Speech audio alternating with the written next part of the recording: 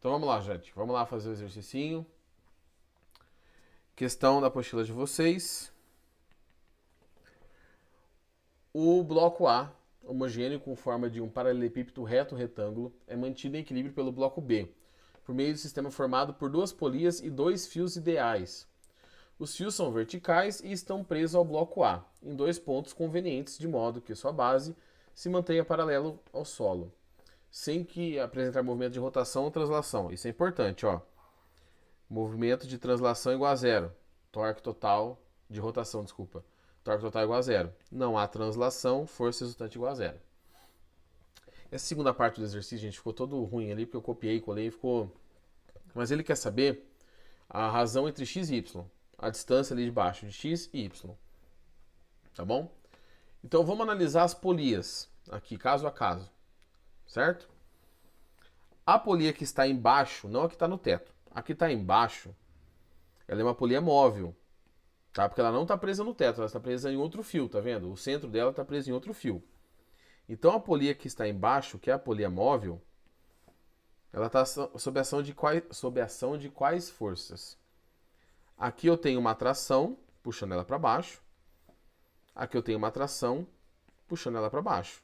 Não é? Que é o mesmo fio que vem da polia, que vem do lado direito, passa pela polia e vai para a caixa A. Aqui, aqui eu tenho a caixa B, aqui eu tenho a caixa A. Só que cada polia móvel faz o quê? Ela dobra o efeito, não é? Então, se eu tenho T e T, para cima aqui eu tenho 2T. Então essa é a polia que está embaixo, a polia móvel. Tá? Vou colocar aqui móvel. Móvel. Tá?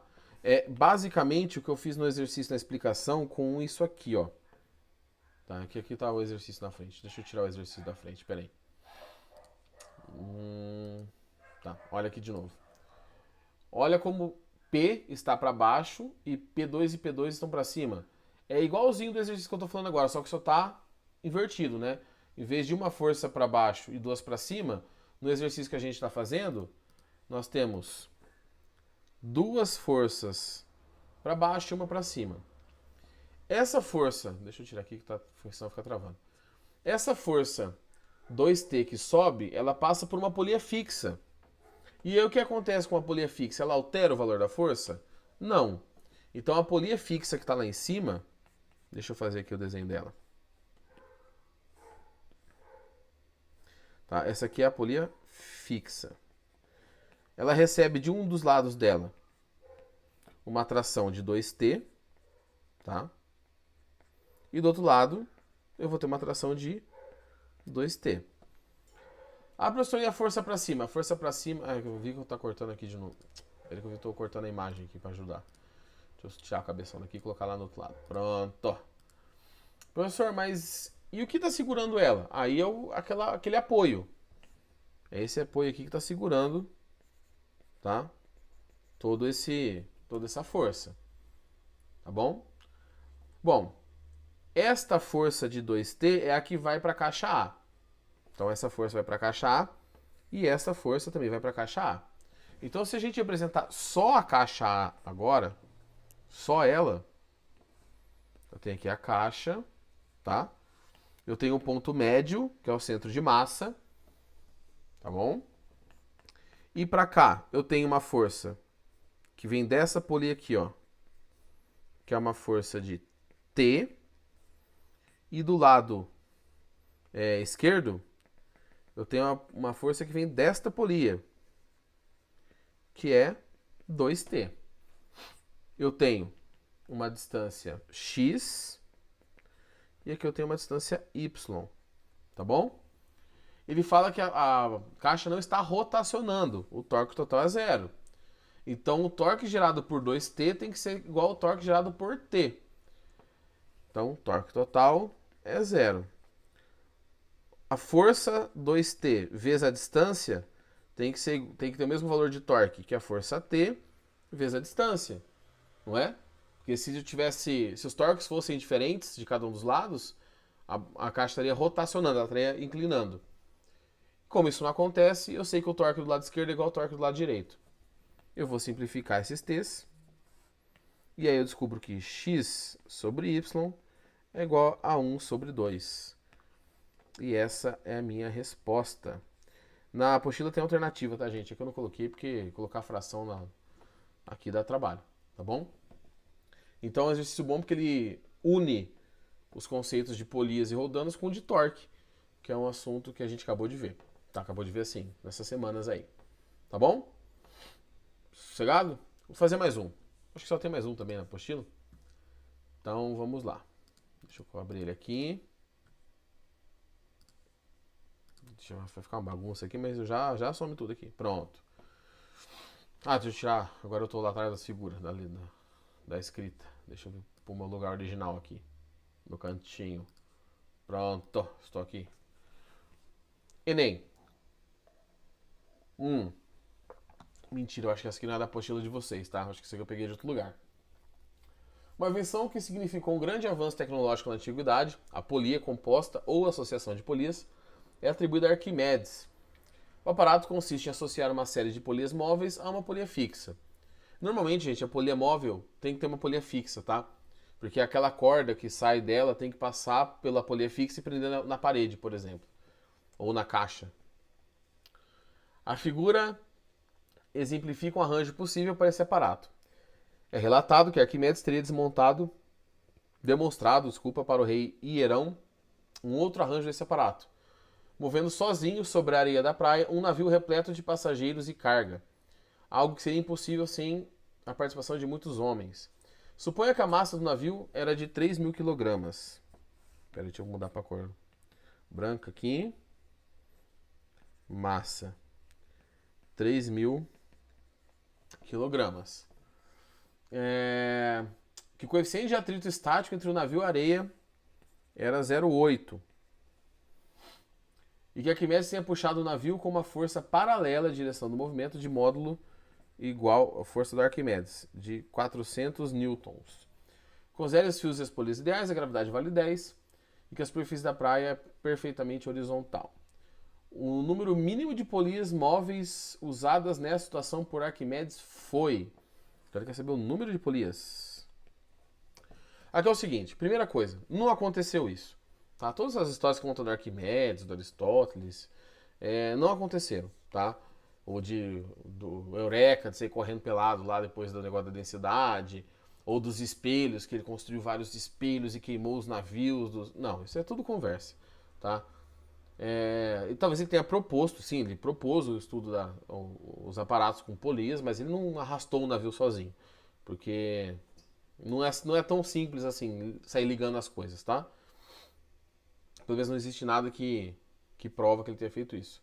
Tem um desenho ali em cima, mas esse desenho por enquanto a gente vai ignorar. O que eu preciso saber? A força necessária, tá, para ele arrastar esse objeto.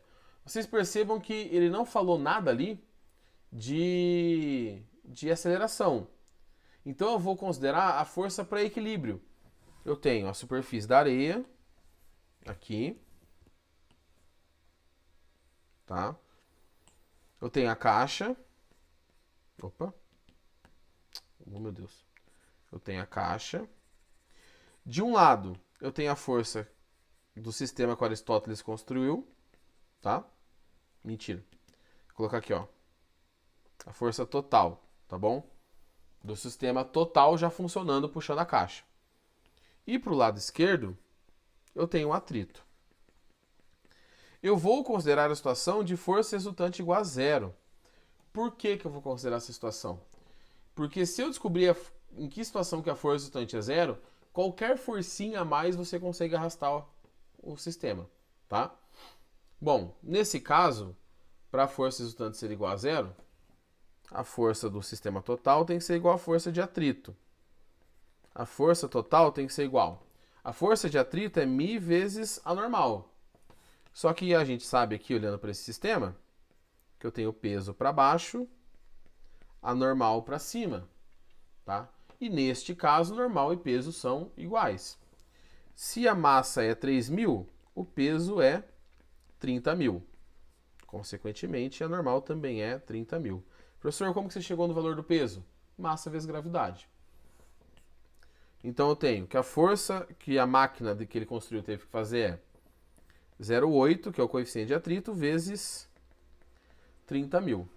Então, vou puxar aqui em cima. A força total é de 30.000 vezes 0,8, que dá 24.000. 24.000 newtons. Tá bom? Quantas polias móveis? Eu vou tirar aqui a figura para facilitar minha vida aqui. Bom, quantas polias móveis? Aqui eu vou usar aquela equaçãozinha, porque eu acho que aí fica mais fácil, tá? Aquela que eu expliquei para vocês no vídeo anterior. A força necessária para movimentar é igual o peso total do objeto, né? Dividido por 2 elevado a n. Qual foi a força necessária? Ou seja, qual que foi a força que o Arquimedes realmente fez na ponta lá da máquina? 400. Deixa eu puxar para o lado aqui, senão vai ficar 400. Qual era o peso do sistema? Ou seja, quanto que ele estava tentando movimentar mesmo? 24.000. Tá? Então, 24.000. Dividido por 2 elevado a n. Aqui eu vou cortar esses dois zeros. Tá? Vou passar esse 2n para um lado. E vou apagar primeiro essas coisas aqui do meio, que eu não vou precisar mais. Tá? Para não ficar muito apertado. Então, o 2n sobe para cá, fica 240 dividido por 4. 240 dividido por 4 vai dar 60, né? Então, 2 elevado a n igual a 60. Aí você fala, tá, professor, mas e aí? Como que funciona esse negócio? Como que eu vou resolver isso? Gente, aqui, chegou nesse ponto, fatora, tá? Fatora o 60. Uma das maneiras. A outra você vai por tentativa e erro, ou vai por aproximação, tá? Como é sempre 2 elevado a alguma coisa, é fácil. Porque, ó, 2 elevado a 1, 2. 2 elevado a 2, 4. Vamos 2 ao quadrado. 2 ao cubo, 8. 2 à quarta, 16. 2 à quinta, 32. 2 à sexta, 64. Ó, já passou. Tá vendo? Então esse n aqui vai dar um negócio mó quebrado. Entre 5 e 6, eu tenho um número que daria o equilíbrio, tá? Mas como ele movimentou o objeto, tá? 5 não movimentaria, porque é menor. 6 movimentou. Então, o número de polias que Aristóteles teria que instalar na máquina para ele conseguir movimentar o sistema tem que ser de 6 polias. Tá? 6 polias móveis, que é a alternativa B, seria o necessário para ele arrastar esse navio. Tá bom? Peraí. Lembrando, gente, aqui eu tô falando de exercício do Enem. Eu nem adoro esse tipo de coisa, tá? Você tem uma análise matemática ali no meio. Se você for tentar achar o valor de n, talvez você até consiga achar por logaritmo, alguma coisa assim. Mas aqui não precisa, porque o 2 ainda mais a gente que vive num mundo com cartão de memória, pendrive, memória de celular, é tudo na base 2. Então é 2, 4, 8, 16, 64, tá? É sempre nessa ordem que as coisas crescem, principalmente armazenamento, tá? Então, com 5 polias ele não conseguiria fazer a força necessária, tá? Porque daria ali 5, alguma coisa, que era o valor de n na resposta. Com 6 polias ele passaria. Só que como não tem 5 polias e meia, por exemplo, a resposta teria que ser 6 polias, que é a alternativa B. Tá bom? Deu para entender? Mais ou menos? Normalmente, os exercícios são mais simples que esses dois. Eu já peguei uns dois mais complicadinhos, já para mostrar para vocês quais são as piores situações. Mas mesmo assim, tem coisa muito pior, né? Pior eu digo na dificuldade, porque às vezes é mais complexo, um exercício mais longo, mas aqui, gente, tranquilo, tá? Qualquer dúvida, já sabe, tem o Classroom, tem o WhatsApp, tem Instagram, tem correio, tem rádio, o que vocês precisarem, me procurem, tá bom? E provavelmente a próxima aula aqui, a última que eu vou gravar nessa sequência, é a primeira de magnetismo, tá? Que esse assunto a introdução, é bem tranquilão, tá? Mas é um assunto que é importante vocês ficarem atentos, porque a gente vai seguir algumas aulas ainda dentro do magnetismo, tá bom? Então, vejam as aulas, qualquer coisa, me procurem. Beleza, galera?